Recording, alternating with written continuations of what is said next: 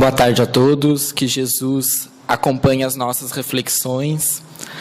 Agradecemos pela oportunidade de estarmos aqui na CEPAL, sobretudo em uma data natalina e comemorativa como a data de hoje. É sempre uma alegria retornar a esta casa, que foi a casa que nos acolheu em nossas primeiras palestras, em nossos primeiros tentames doutrinários. E sempre que estamos aqui, podemos nos rejubilar novamente com isso.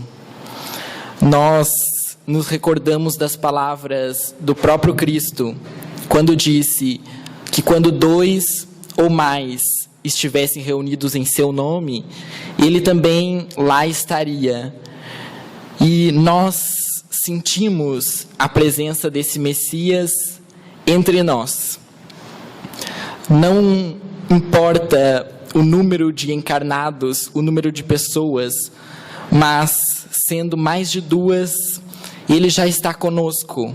Ele e também uma multidão de espíritos, pois nos recordamos das palavras do apóstolo Paulo, quando disse que nós éramos e somos rodeados por uma nuvem de testemunhas.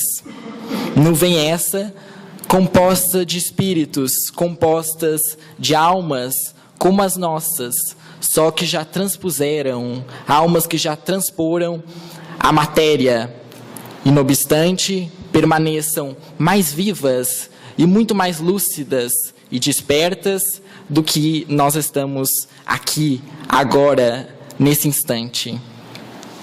Recordar Jesus, a estrela de Nazaré, sobretudo num dia como este, é uma oportunidade ímpar, muito especial.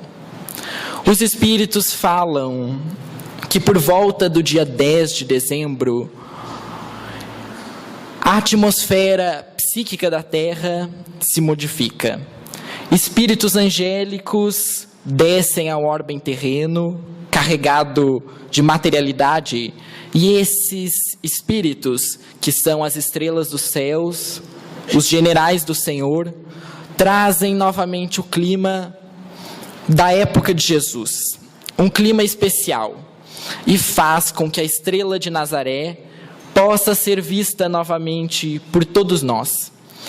A saga de Jesus na Terra é a saga da nossa própria libertação, da libertação pessoal e da libertação coletiva, da libertação de um povo. À época do Cristo, a humanidade era representada pelo povo da Palestina, pelo povo de Israel.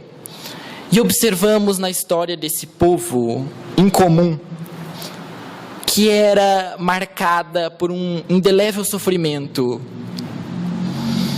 Era um povo dominado pelo poder da época.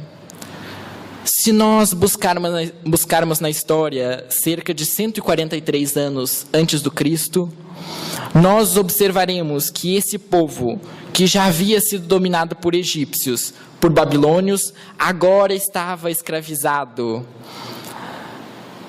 sob a tirania de um novo governador, que ainda não era Roma.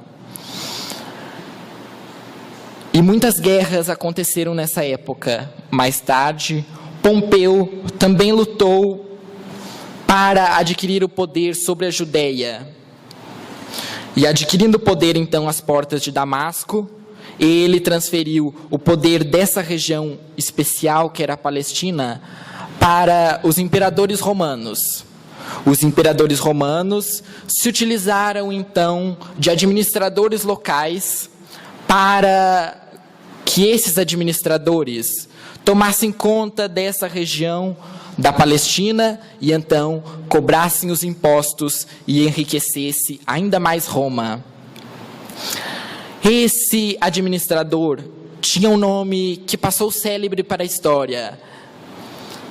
Herodes era um administrador arbitrário e ele impunha taxas pesadas para o povo da Palestina. O povo da Palestina era dividido em 3 classes sociais, políticas e religiosas. Os fariseus, os saduceus e os homens do campo. Os chamados saduceus eram aqueles aristocratas feudais, aqueles que tinham o maior conhecimento, por assim dizer, das leis, responsáveis por fazer com que o povo cumprisse a lei da Torá. Mas também vamos encontrar a figura dos fariseus, que seriam os homens da classe média da nossa época, mas julgavam-se eles mais judeus que os próprios judeus. E eles também faziam observância das leis. As leis mosaicas eram leis duras, eram cerca de 612 princípios. 300 desses princípios eram princípios para os dias, para todos os dias, eram as leis ordinárias da época do Cristo. E o restante dos princípios eram princípios referentes às religiões. Imaginemos então que existiam à época mais de 300 princípios somente referentes à religião. Era uma comunidade governada então pela lei de Moisés, pela Torá, e por todos os preceitos religiosos, muitos deles místicos, outros deles preceitos desnecessários, preceitos que estipulavam, por exemplo, que ninguém deveria trabalhar no sábado, mas sim reservar esse dia da semana para adoração a Deus. E outros preceitos que diziam sobre a lavagem das mãos, que antes de comer, deveriam todos lavar as mãos, para que assim a comida não se tornasse impura. E o povo observava esses preceitos, e quem não observasse os preceitos teria as consequências devido a isso. Seria, em primeiro lugar, censurado, e alguns até apedrejados. Outros preceitos diziam que o homem que não cumprisse essa determinada carga, essa determinada gama, deveria ser colocado em praça pública e então crucificado.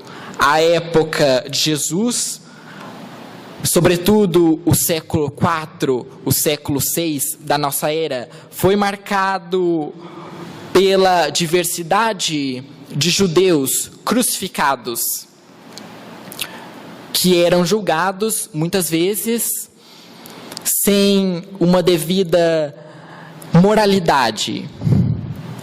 Esse povo era, acima de tudo, um povo sofredor.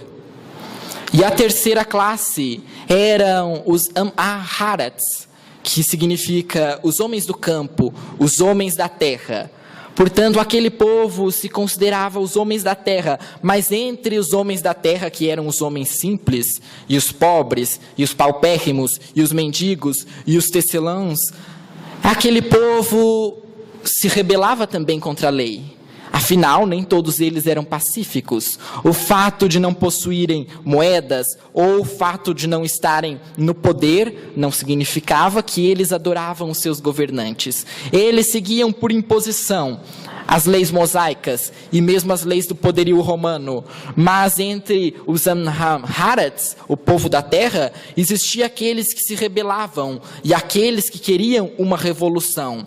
E por isso, os próprios romanos, à época de Cristo, eram mortos em praça pública, sobretudo na Palestina, porque era uma região que estava escravizada pelo povo romano, pelo poderio romano. Mas Herodes era um ditador cruel e deixaria então seus 3 filhos para que governassem aquela região. Herodes, o pai, dividiu a região da Palestina entre os seus 3 filhos, Herodes Felipe, Herodes Agripas, que nós conhecemos que era o governador de Jerusalém, ou Herodes Antipas, e também o seu 3º filho, cujo nome os historiadores não estão tão certos. O fato é que esses 3 filhos disputavam entre si a região da Palestina. E quando um tinha mais poder, ou mais exército, ou mais dinheiro que o outro, submetia os outros irmãos ao seu próprio poder. E Herodes, o Antipas, era aquele que possuía mais exércitos. E então, coube a ele governar a região de Jerusalém, mas também a região da Samaria, da Galileia. Mas Roma observava que Herodes, o filho, queria golpear, dar um golpe de Estado na própria Roma. Então, manda o seu procurador-geral, Pôncio Pilatos, para que administre essa região. E Pôncio Pilatos torna-se assim o procurador-geral responsável pela região de Jerusalém. E tudo o que ocorria naquelas terras era então reportado ao procurador. E é nesse clima que nós encontramos que virá a figura daquele que será o Salvador do orbe. As Escrituras diziam a respeito de um Messias, que deveria nascer em uma determinada região da terra, e é curioso observarmos que é justamente aquela região mais pobre, a região da Galileia, que será o berço do escolhido para renascer entre os povos. Sabia-se que ele nasceria, não se sabia exatamente a data exata. Muitos profetas haviam profetizado sobre ele, e ele escolheu aquela região, a mais simples. Nasceu, e dizem as Escrituras, que foi colocado numa manjedoura, e na sua noite, na noite do seu nascimento, observa-se uma estrela, narram os evangelhos, uma estrela especial. E então, as pessoas observando aquela estrela, aquele fenômeno cósmico, viajam para a região de Belém e encontram um pequenino. O espírito Camilo, sob as mãos de José Raul Teixeira, escreve no livro No Rumo da Sublime Estrela, que de fato existiu uma estrela especial, porque um espírito da categoria crística, como é o nosso governador do orbe, o próprio Cristo, não poderia passar por esse mundo desapercebido. Esse espírito angélico que deixara as altiplanuras, ou deixara o sétimo céu, como fala o apóstolo Paulo, e renascera, ou melhor, nascera entre nós, esse espírito, entrando no globo terrestre, enfrentou um grande desafio. Todos nós temos os nossos grandes desafios. Imaginemos que Jesus era um espírito angélico, como é.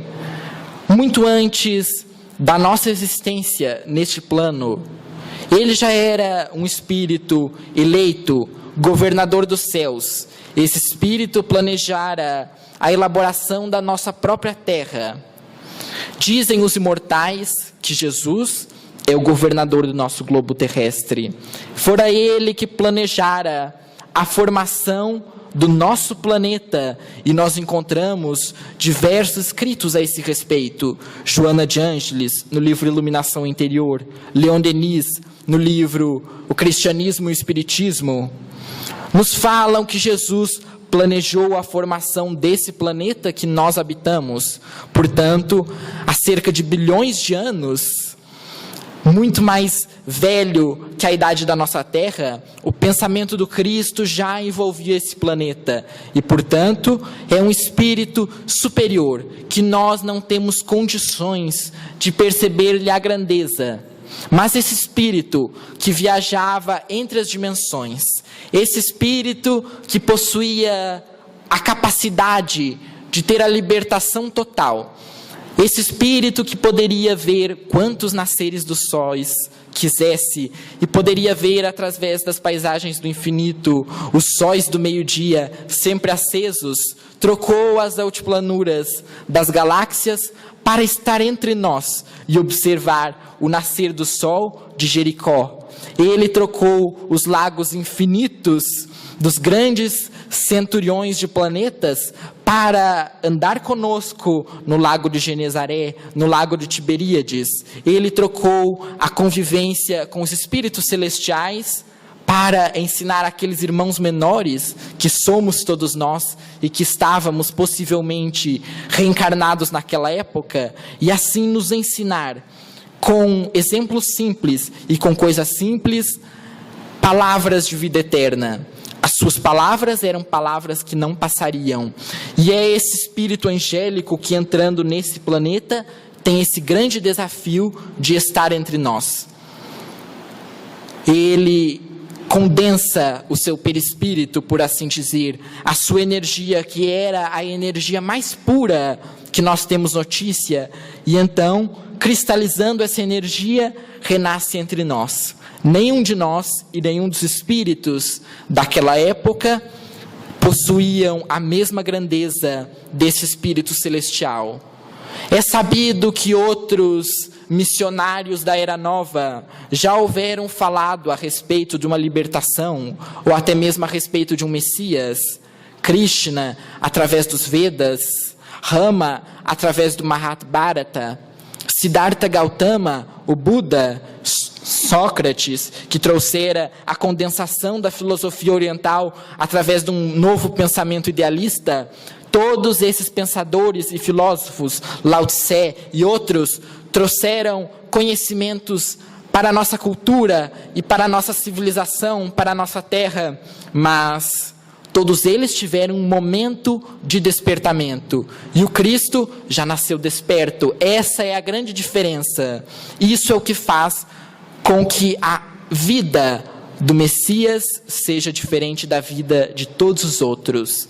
E mesmo esses imortais, e mesmo esses profetas, falavam que viria uma estrela dadivosa dos céus entre os homens para libertar a própria terra. Quando nós lemos o Bhagavad Gita, um livro escrito há 6.000 anos antes do nascimento de Cristo, nesse livro, Krishna, falando com seu discípulo Arjuna, ele irá falar: Arjuna, virá entre nós mais tarde, através da roda das reencarnações, da samsara, uma estrela imortal, que será o próprio Vishnu entre nós, será o Deus entre nós. E ele veio. Nós não sabíamos onde viria. E outros profetas, na própria Bíblia, no próprio Antigo Testamento, Zacarias e outros, falavam a respeito daqueles.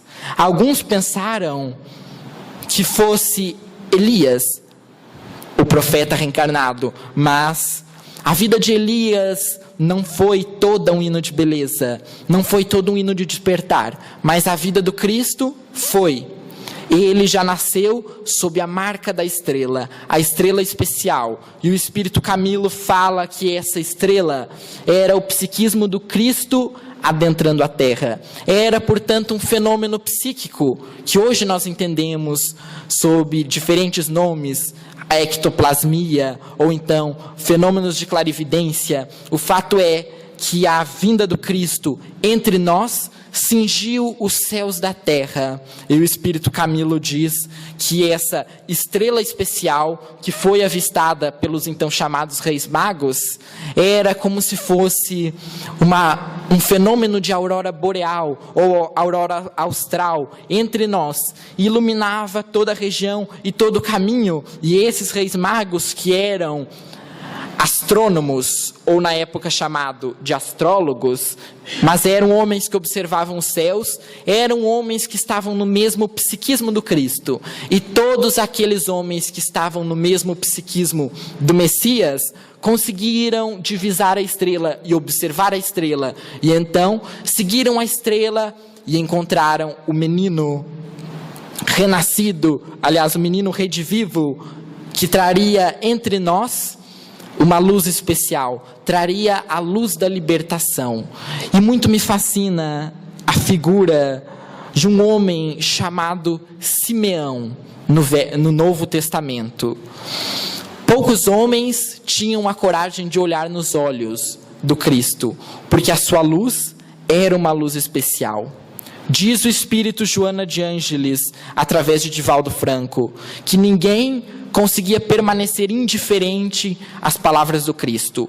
Ou o amavam ou o odiavam, porque a sua luminosidade era tanta, o seu magnetismo era tanto, que ele provocava emoções diferentes e emoções variadas dentro das pessoas. E esse homem de nome Simeão, observando o Cristo menino, o Cristo jovem, ele diz: agora eu poderei morrer em paz, porque já observei, já vi os olhos do Salvador, eu já vi os olhos do Messias, e ele libertará o meu espírito, libertará a minha alma. Portanto, esse homem não passou despercebido. As pessoas notaram que aquele menino tinha algo de especial. Era o pensamento crístico, que era o próprio Deus dentro dele. Ele era a carta viva, ele era a sua própria mensagem. Ele irá dizer que nós também éramos como ele. Nós também poderíamos desenvolver essa estrela, porque nós não temos esse desafio de virmos do império dos céus para a terra como ele veio. Ele veio para nos mostrar aquilo que nós deveríamos fazer, como nós deveríamos agir. Ele era um espírito angélico e, utilizando as suas luzes e os seus saberes, nasceu entre nós para nos ensinar como deveríamos proceder diante do poderio romano, que hoje representa a nossa sociedade também, diante dos interesses mesquinhos, diante do dinheiro, diante dos interesses imediatistas. Ele esteve entre nós e nos mostrou qual a forma correta de proceder, qual a forma correta de pensar, a forma de agir, para então alcançarmos essa comunhão com a paz. Se pensarmos no desafio do Cristo, o desafio do Cristo foi estar entre nós. Mas não era um desafio para a evolução desse espírito, porque ele já era um espírito perfeito, mas era mais uma lição de mestre para nos ensinar como transpormos os nossos desafios. Afinal de contas, nós não somos como ele. Ele não tinha nada a espiar e, no entanto, sofreu as amarguras da terra, as agruras do caminho, mas nós somos espíritos que viemos com as nossas marcas, as nossas chagas, os nossos erros, as nossas cristalizações doentias de vidas transatas, e hoje buscamos a libertação dessas imperfeições que nós ainda carregamos dentro de nós. Como libertar-se? Qual é o nosso grande desafio na Terra? É a grande pergunta que cada um deve fazer a si mesmo. Essa é a mensagem do Cristo, que cada um pegue a sua cruz, tome a sua cruz e siga-o. Esse divino Nazareno, ele irá dizer que aquele que quisesse ir após ele, que tomasse a sua cruz e o seguisse. Ele não viera, portanto, para ser o Salvador em uma visão teológica simplista, mas ele viera para ser o Salvador como um mestre é o Salvador do seu discípulo. Um mestre ensina o discípulo, e ele nos ensinou, e ele nos dá o exemplo para que cada um de nós tomasse a sua cruz. Ele experienciou a sua vida muitas vezes sozinho. Os seus amigos não o compreendiam. Os seus amigos mais caros não tinham capacidade de penetrar-lhe o pensamento, não tinham capacidade de entender-lhe as intenções. Embora estivessem com ele, embora convivessem com ele, embora dividissem o alimento, partilhassem o pão, não tinham capacidade de compreendê-lo. E ele irá dizer que se fizeram mal a ele, que era o ramo verde, o que o mundo não faria a nós, que somos o ramo seco e o ramo podre. Se eu, que sou o ramo verde, sou queimado e atado ao fogo, o que não farão a vós, que sois o ramo seco? O que não farão a vós, que sois as folhas secas deste mundo? Nos dando a lição da paciência, da humildade, nos dando a lição da tolerância e da espera. Esperar em Cristo é esse entendimento. É por essa razão que ele irá dizer: eis que vos deixo a minha paz. Eu vos dou a minha paz, não como o mundo a dá. Doa como só eu a posso dar. Porque ele sabia que a paz do mundo é a paz ilusória, é a paz passageira. E enquanto nós buscamos sermos felizes no mundo, nós estamos buscando o caminho da ilusão. Nós estamos buscando o caminho do hedonismo, porque o mundo poderá apenas nos favorecer por instantes, por breves momentos. O prazer do mundo é passageiro. Por mais que nós fruamos o mundo, ele sempre nos escapa das mãos, nos esvai das mãos. O prazer do mundo é como a água do mar. Quanto mais nós bebemos para dessedentar a sede, mais sede nós possuímos, porque a água é salgada. E o mundo é da mesma forma. Nós buscamos usufruir o mundo para nos dessedentarmos por dentro, buscando a paz, porque todos nós estamos carentes de algo. Nós buscamos, procuramos e não sabemos o que nos falta, não sabemos como atingir essa libertação. Sentimos-nos presos e as correntes do mundo são poderosas, a matéria nos aprisiona. Kardec, que é o codificador da doutrina espírita, irá perguntar aos imortais: o que é a matéria? E os imortais irão dizer que a matéria é o aguilhão que aprisiona o espírito. E nós estamos aguilhoados pela matéria, pelos prazeres do mundo, que nós não conseguimos nos libertar. O próprio Cristo esteve entre nós há 2000 anos. Voejou baixo, esteve conosco, nos ensinou como desferir as asas para o grande voo, mas nós éramos muito pequenos e não conseguimos acompanhá-lo. Tentamos, ele era a águia real, gritou entre nós, emitiu seu canto, mas nós, perdidos pelas ilusões das riquezas, pelas ilusões do mundo, pelos poderes passageiros, não conseguimos nos libertar e ficamos aprisionados. No entanto, hoje temos mais uma chance, porque o próprio Cristo nos disse que nós éramos estrelas na terra e que nós possuíamos Deus em nós. Vós sois deuses, podereis fazer o que eu faço e muito mais. Portanto, nós também temos esse poder modificador dentro de nós.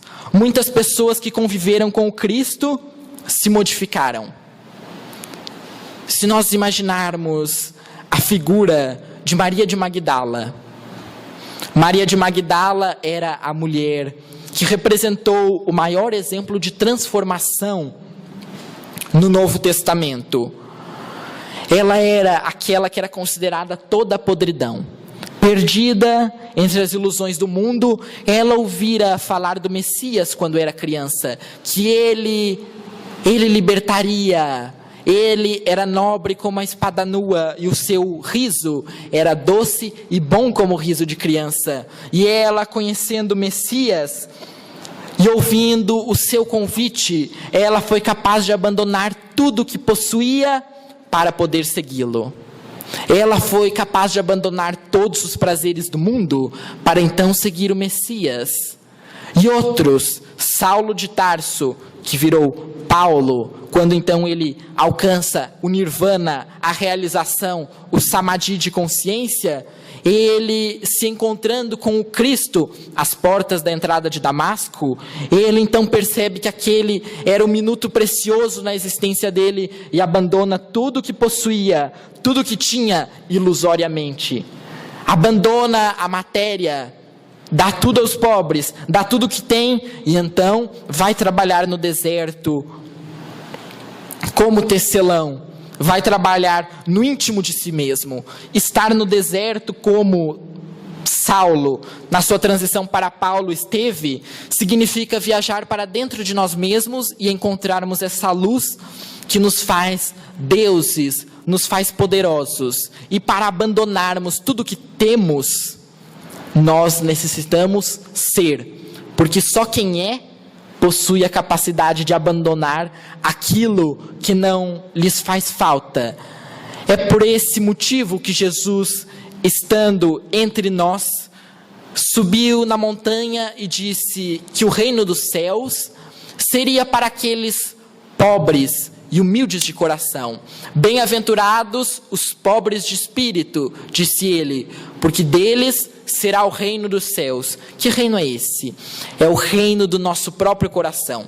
O reino dos céus não está aqui ou não está ali. O reino dos céus está dentro de nós mesmos.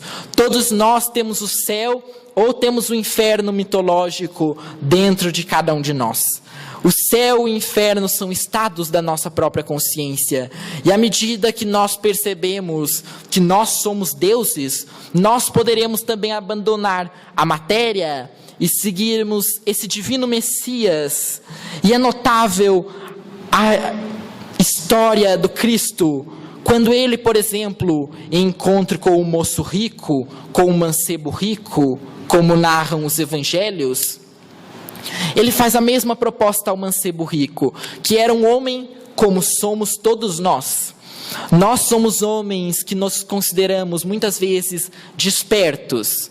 Nós hoje temos conhecimento do Espiritismo, então nos orgulhamos disso. Hoje nós sabemos que a vida não acaba aqui. Nós somos espíritos multimilenários e pensamos então que por esse mesmo fato, por essa mesma razão estamos salvos. Ora, hoje nós sabemos o Espiritismo, nós temos o conhecimento, não apenas o conhecimento espírita, nós temos o conhecimento da ciência. A doença hoje não representa mais o mal como era antigamente. Após o surgimento do antibiótico, com Alexander Fleming, diversas doenças deixaram de nos amedrontar. Hoje nós temos anestesia e nem uma simples colicistite ou uma simples apendicite poderá nos amedrontar. Hoje nós temos medicamentos, até mesmo medicamentos para a nossa mente, os chamados psicotrópicos. Se eu estou ansioso, se eu estou triste, nós acreditamos no poder mágico da pílula e tomamos um medicamento e acreditamos que aquilo nos libertará de todos os males. Mas a minha família passa por problemas. Ora, simples, trabalho mais, consigo mais dinheiro e posso suprir a família com aquilo que o meu tempo não poderá dar, mas aquilo que o meu dinheiro poderá comprar. E nós compramos as pessoas, compramos os outros, compramos favores. É o mundo das fotos, é o mundo dos flashes. Colocamos uma foto em uma determinada rede social e acreditamos que aquela fama ilusória, aquela fama passageira, aquela visão passageira irá nos preencher da solidão, irá nos preencher das ilusões, mas não preenche. E o moço rico do tempo do Cristo era esse homem como nós somos hoje. E é notável a narração de Marcos no capítulo 10, porque Marcos narra essa passagem de uma maneira especial. O moço rico era um homem como nós, ele queria a libertação. E ele vai falar com Cristo e diz-lhe: Senhor, o que é necessário para ser salvo? Embora ele já se acreditasse salvo. O que eu preciso fazer para ser salvo? O que eu preciso fazer para ter a vida eterna? E o Cristo irá dizer: o que está escrito na lei? E então o moço rico lhe redargui: ora, não matar, não roubar, amar o Senhor vosso Deus, honrar o seu pai e a sua mãe. É verdade, disse o Cristo, você sabe o que está escrito na lei. Nós sabemos o que está escrito na lei. Não matar, não roubar, ser honesto. Isso nós já fazemos. Nós pensamos ao menos. E o moço rico diz ao Cristo: isso está escrito na lei, mas isso eu já faço, isso eu já cumpro. E o Cristo lhe diz: é verdade, isso você já faz, isso nós já fazemos. No entanto, uma coisa ainda lhe falta. Vai, dá tudo o que tens e segue-me. O moço rico meditou nos seus próprios desejos. Ele desejava seguir o Cristo, Nós temos essa ambivalência dentro de nós. Nós queremos atingir as estrelas, mas os prazeres do mundo ainda nos aprisionam, são muito fortes. Nós queremos sim nos transformarmos, mas a festa do mundo está em primeiro plano, nos chama primeiro. Primeiro nós necessitamos ganhar o dinheiro. Depois, no tempo restante, nós seguiremos o Cristo.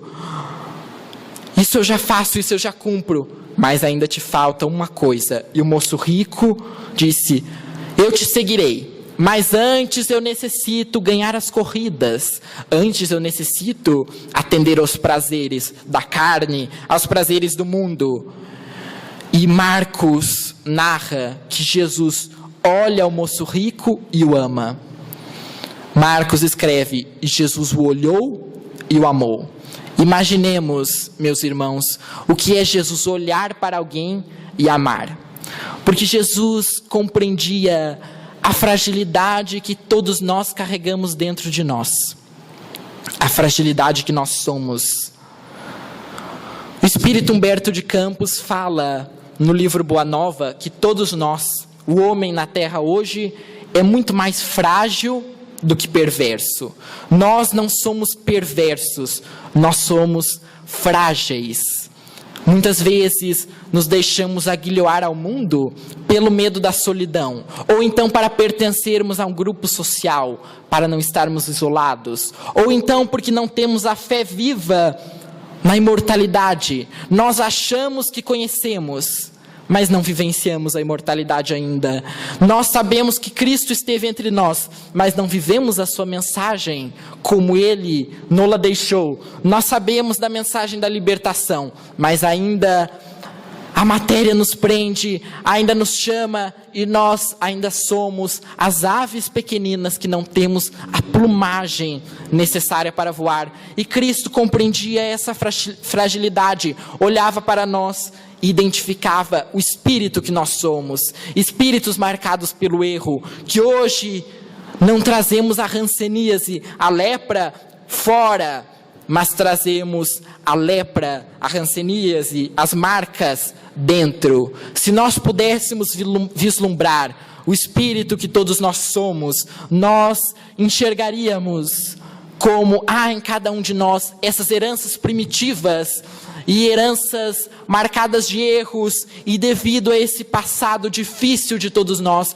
nós temos dificuldade de avançarmos. Jesus compreende as nossas fraquezas humanas, assim como compreendeu as fraquezas humanas do moço rico, mas não são fraquezas humanas, são fraquezas espirituais, são fraquezas morais ainda, mas que nós temos também a capacidade de nos dilimirmos delas, de transformarmos essa pedra bruta que nós somos, e então termos essa visão espiritual da imortalidade, da era nova. O moço rico não seguiu Jesus naquele momento, ele foi seguir as corridas, foi seguir os prazeres.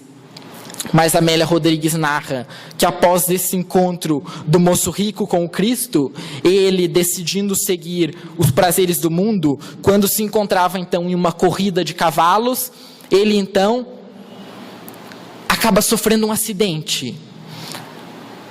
E no instante final, ele pensa que talvez ele devesse ter seguido Cristo naquele instante.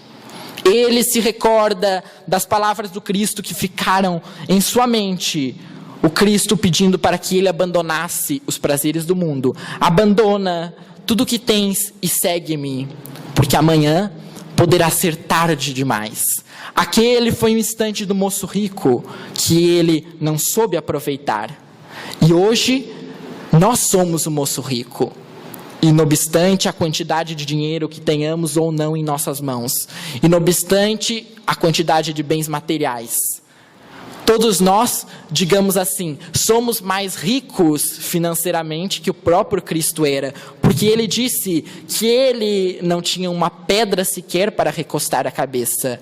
Portanto, nós temos muito de tudo o que é material e pouco do que é espiritual. Nos faltam as moedas de luz, nos faltam os frutos portentosos do trabalho. Nós estamos ricos de frivolidades, ricos de superficialidades, ricos de mesquinhezas e pobres de valores morais.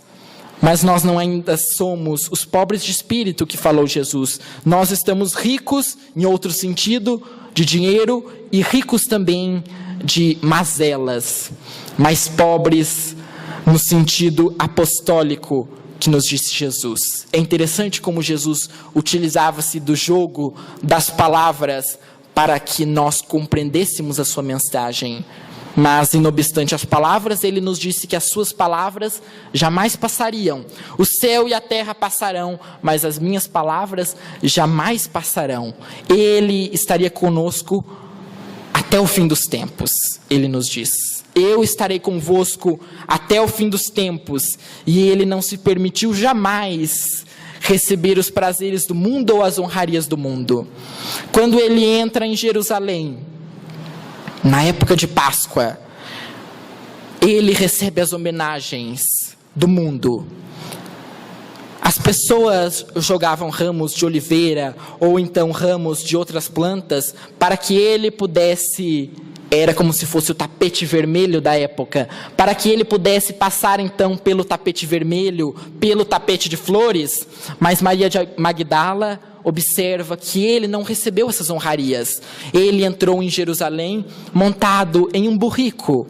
E ela observa que os pés do mestre ou as suas sandálias jamais tocaram os solos das honrarias, mas era o burro que recebia as homenagens e não o Cristo. E nos momentos finais, ele foi abandonado pelos seus próprios amigos. Quando ele ora no horto, os seus amigos o abandonam, não o compreendem. E ele adverte os amigos que estavam dormindo. E o seu próprio amigo, que ele assim chamava: vós já não sois mais meus discípulos, eu vos chamo de amigos. E Judas, o Iscariotes, então vende Cristo pelas peças de prata, as peças da ilusão. O Cristo é abandonado pelos seus mais caros amigos que não lhe compreendiam a mensagem. Porque aquele que deseja seguir o Cristo não será, em verdade, compreendido pelo mundo. Não podemos trabalhar a nossa própria libertação, ou nos libertarmos, esperando que sejamos compreendidos pelos demais. O mundo, muitas vezes, não tem essa capacidade ainda. Seremos talvez taxados de loucos, talvez taxados de pessoas que perderam o juízo, que perderam a razão, como Cristo assim era, como João, o apóstolo, assim era, como Maria de Magdala assim ficou conhecida, como Francisco de Assis ficou conhecido também quando resolveu dar tudo ao mundo, em sentido de dinheiro. Quando ele se libertou e se despiu das materialidades, ele foi julgado louco. Mas o Cristo também era assim julgado. Não vos importeis quando vos chamarem de louco, ou vos lhe disserem nomes impróprios, porque assim também fizeram comigo. Ele disse no sermão do monte, nas bem-aventuranças: aquele que desejasse segui-lo, que tomasse a sua cruz e assim pudesse segui-lo. O mundo não compreenderá, mas é necessário se despir da necessidade de aprovação do mundo. Nós estamos sempre esperando sermos aprovados pelos outros. Mas o mundo com Jesus é de uma forma diferente. Porque ninguém, não nos iludamos, ninguém no mundo, nem os prazeres, nem o dinheiro, nem as pessoas, nem muitas vezes as falsas amizades nos seguirão para sempre. O mundo e Jesus são dois caminhos. Não se pode servir a um Senhor e amar a outro, já dizem as Escrituras. Não se pode servir a Deus e a Mamon. É necessário escolher um Senhor, é necessário escolher um apenas, para que possamos seguir. E quando seguirmos esse, que coloquemos a mão na charrua e não mais olhemos para trás. E essa será a nossa libertação. Porque quando amarmos, quando tivermos esse pensamento crístico do amor, então os nossos pés serão como que elevados do mundo. E nós enxergaremos as coisas sob uma outra ótica, uma ótica espiritualista. Jesus não andava com os poderosos, andava com os simples. Ou mesmo quando estava com os poderosos, ele sabia que os poderes do mundo nada representavam. Títulos, posses, era tudo passageiro. Nada disso possuía valor real. E as pessoas o acusavam-no de andar com as prostitutas, com os ladrões, e diziam: como pode vós curar no dia de sábado, desrespeitar as leis, andar com as prostitutas, andar com os ladrões? Então, tu és um deles. As pessoas não o compreendiam, não o entendiam. Como pode ele enxergar a fragilidade humana? Nós pensamos: mas fulano não presta, não há nada bom dentro dele. Como pode ser também um filho de Deus? Jesus nos disse que todos nós éramos filhos de Deus. Todos nós temos a chance de libertação. Quando olhamos para aquele indivíduo que nós pensamos que não tem mais possibilidade de transformar-se, ele também possui Deus dentro dele. E amar da forma que Jesus amou é identificar dentro de cada um essa figura crística, essa figura divina. Eu realizo alguns trabalhos e no momento acompanho indivíduos marcados pelo estigma social. Indivíduos que são considerados jovens infratores. E realizo um grupo que eu decidi chamar de grupo das emoções, para que cada um daqueles indivíduos e cada uma daquelas pessoas identifique o Deus que há dentro de si. E é notável observar como as pessoas têm medo desses indivíduos. A primeira vez que eu fui convidado a realizar esse trabalho, eu também pensei: mas esses indivíduos são ladrões, eles roubam, eles traficam drogas. Será que há algo de bom dentro deles? Será que eles também podem ser salvos? E realizando reuniões semanais com esses adolescentes, eu observei que eles são frágeis, como todos nós.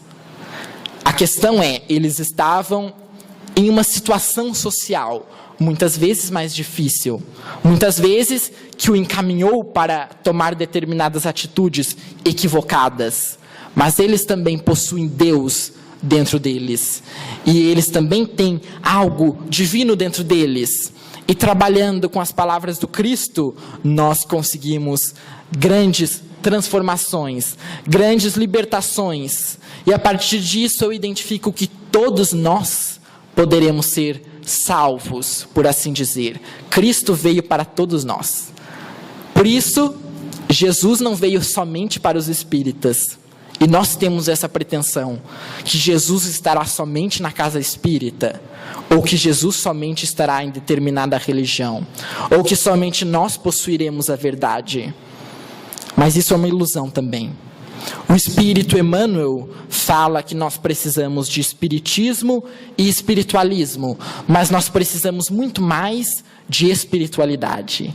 Conectar-se à espiritualidade é, portanto, a lição de cada hora, e todos nós podemos identificar esse Deus dentro de nós. Somos hoje indivíduos frágeis, mas indivíduos que podemos encontrar essa libertação através do trabalho íntimo, através da figura do amor. Amar é somente através do amar e do amor que nós poderemos nos libertarmos da matéria, como foi a proposta do Cristo ao moço rico, e alcançarmos as claridades espirituais. Muito me fascina essa imagem, que é uma pintura de uma notável garota prodígio, considerada garota prodígio em duas áreas diferentes, tanto na poesia como na pintura. Os seus quadros hoje valem milhões de dólares. E ela pintou essa figura em especial quando ela possuía apenas 7 anos de idade. Se trata de Akiane Kramakic. Essa menina de descendência inglesa, ela diz que ela pinta sob a inspiração superior. E esse quadro é chamado Jesus e os anos perdidos, ou missing years, os anos que faltam, os anos da saudade. Era Jesus nos seus tempos de menino, e existem poucas escritas sobre essa época do Cristo. Ela diz que é Jesus em um momento de oração. E ela diz que quem lhe serviu de modelo para esse quadro era um jovem presidiário.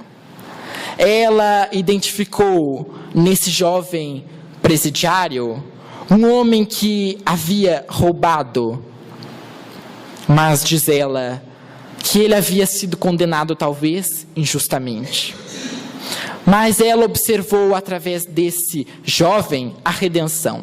E ele, ajudando ela nas pinturas, então se redime dos seus pecados, por assim dizer, e serve de modelo para a menina. E ela diz nas suas poesias que ela imprime juntamente com esse quadro, ela diz que Jesus está dentro de cada um de nós, que ela consegue observar cada um de nós e de dentro de nós tirar a figura do Messias.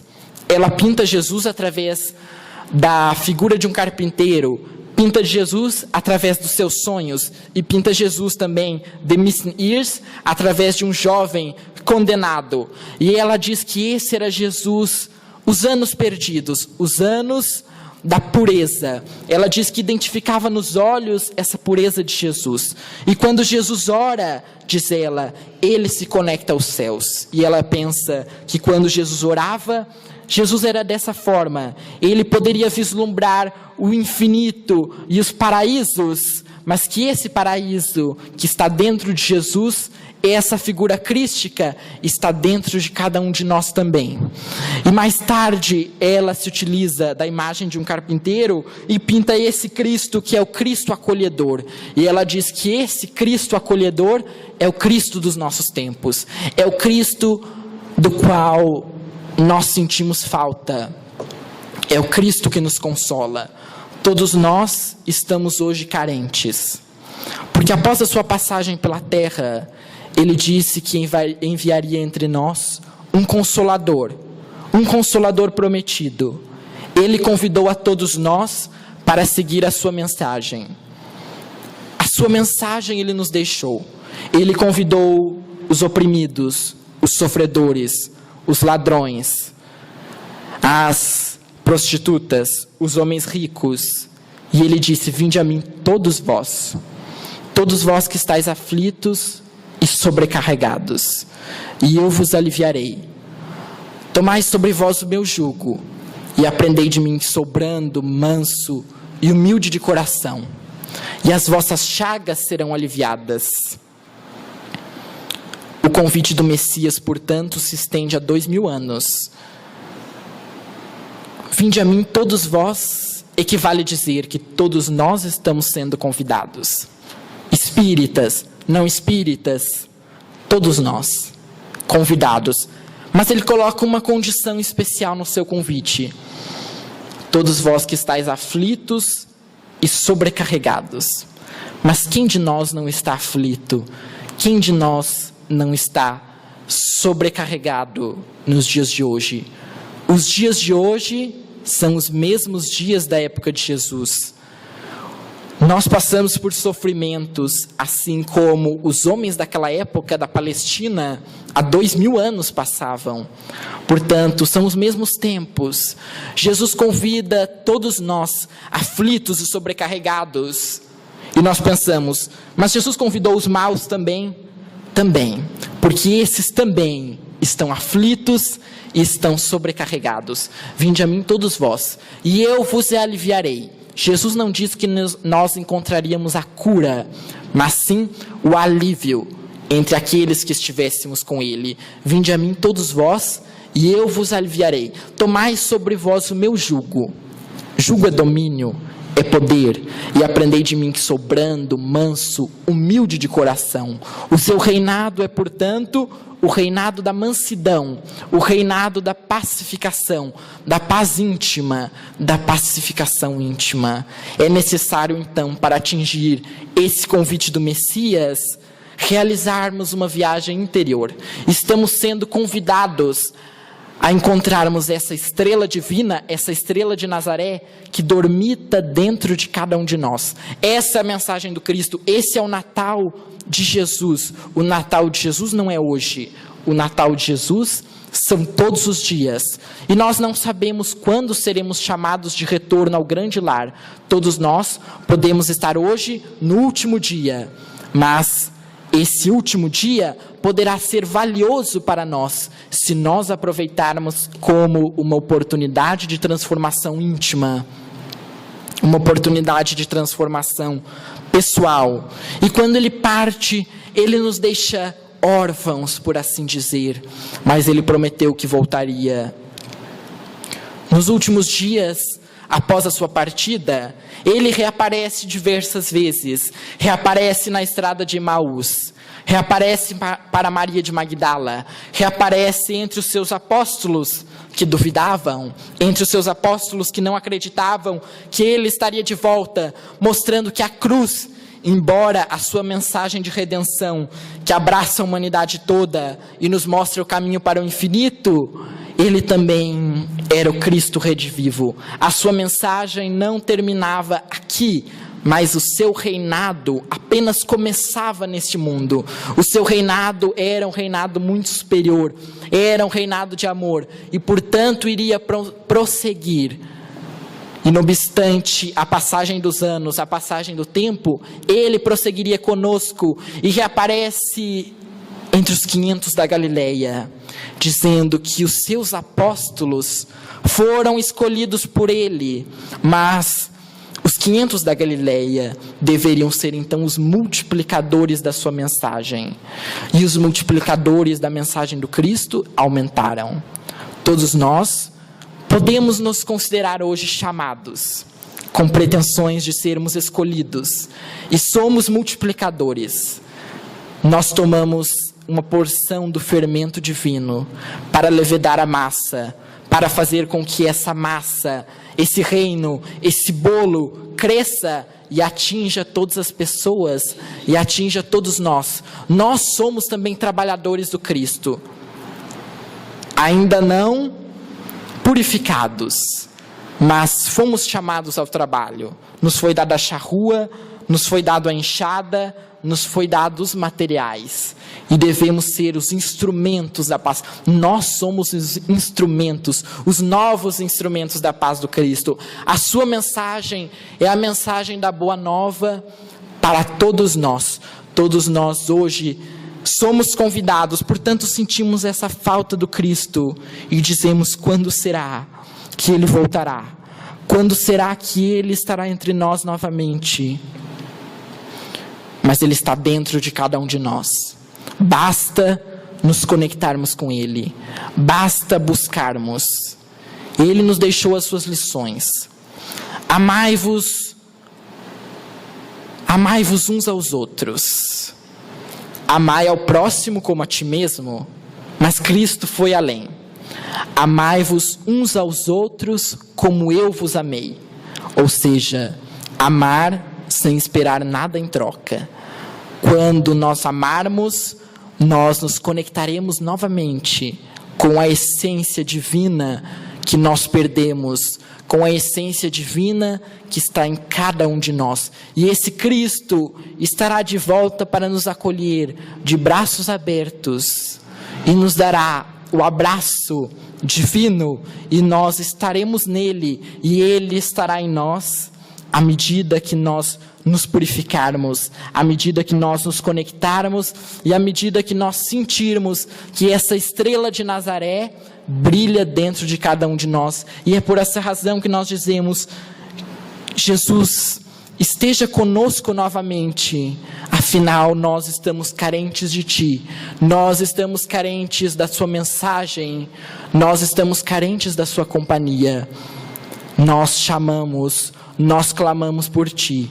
Ovelhas transmalhadas, nós somos filhos ainda do erro das nossas carnes, e nesse mundo de desterros, tão distantes da Tua luz, nós clamamos mais uma vez para o Teu amor, para que estejas conosco e nos lembre aqueles tempos, para que nos acolha novamente, para que nos entenda, para que nos console, para que nos ampare e para que nos levante dos nossos próprios erros, da cruz das nossas próprias vergonhas, e para que nós possamos também ascender ao reino dos céus, para que nós possamos olhar nos Teus olhos e sentirmos a mensagem imortalista que está dentro de cada um de nós, e vislumbrarmos o Teu olhar que nos olha, que está sobre nós e que nos vê como seres imortais que somos, frágeis, que identifica as nossas fraquezas,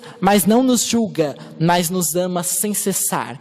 Tu esteve conosco há 2000 anos, está conosco agora e nos convida. Nós estivemos naquela época e não tivemos capacidade de seguir-te, mas hoje nós estamos pedindo mais uma chance, mais uma oportunidade para seguir-te, para nos libertarmos da matéria, para encontrarmos Tu em nós. Mas nós solicitamos que esteja conosco, porque ainda não temos a capacidade de entender-te, não temos a capacidade de alcançar-te, não temos a capacidade de amar como Tu amou. Mestre Jesus, permanece conosco nesse instante de Natal e faz reacender a Tua luz sobre todos nós, para que nós possamos nos libertar, para que nós possamos encontrar Deus em nós, e como Paulo de Tarso, nós perguntarmos: que queres de mim? Que queres que eu faça? Qual o nosso desafio neste mundo? Qual o nosso desafio nessa terra de dores? E qual o caminho verdadeiro para a nossa libertação? Fica conosco no dia de hoje e para todo sempre. Obrigado.